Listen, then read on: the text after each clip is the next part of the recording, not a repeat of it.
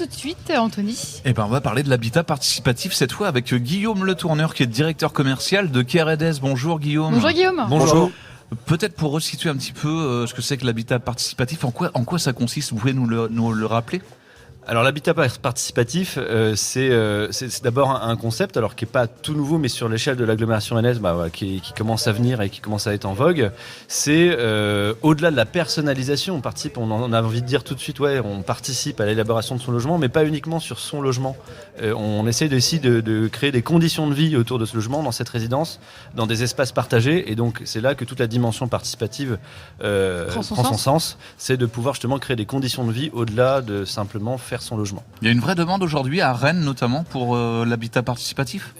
Écoutez, il y a des appétences pour tout ce qui est justement participation, concertation autour du logement, certes au sein de sa propre cellule, son logement à soi, mais aussi dans les espaces communs et partagés. Ça, c'est ce qui existe de plus en plus. Alors Guillaume, moi j'ai pas très bien compris. Vous êtes promoteur et pour autant vous êtes en train de nous dire qu'on participe à l'élaboration finalement de son logement. Alors vous intervenez quand en fait vous ?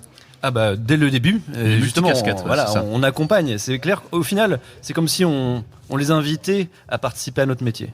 Et de se dire, concrètement, qu'est-ce que vous voulez ? Et on va le faire avec vous. Et nous, on est là pour être garant. En fait, moi, je viens demain, je dis j'aimerais une maison, 3 chambres, et vous m'aidez en fait à la construire, c'est ça ?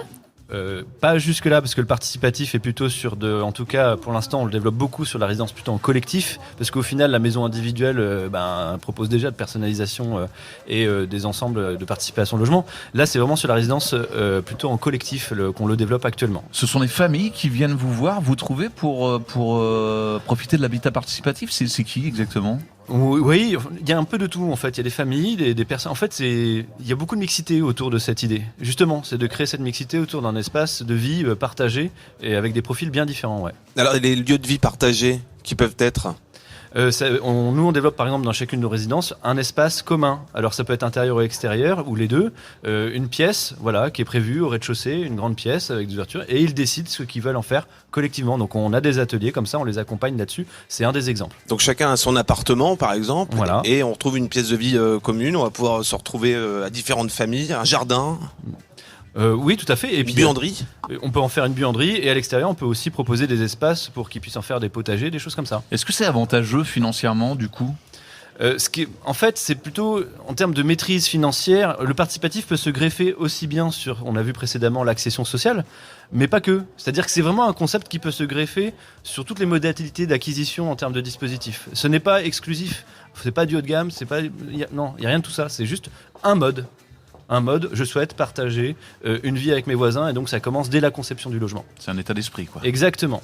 Et justement, l'agglomération rennaise, elle vous sollicite énormément dans ce type de projet ? C'est quelque chose qui est vraiment soutenu, en effet, par les collectivités, parce que justement, on se rend compte que le logement ne suffit pas. Il faut aussi créer des conditions de vie. L'habitat, c'est des conditions de vie, c'est pas que le logement. Et le participatif est une solution. Si on regarde effectivement, en fait, on va contre ce qui a été fait durant des années dans le logement, puis la mixité sociale. Voilà, c'est vraiment échangé. Exactement. C'est presque inclure la mixité même dans la conception. Et ça, c'est super important.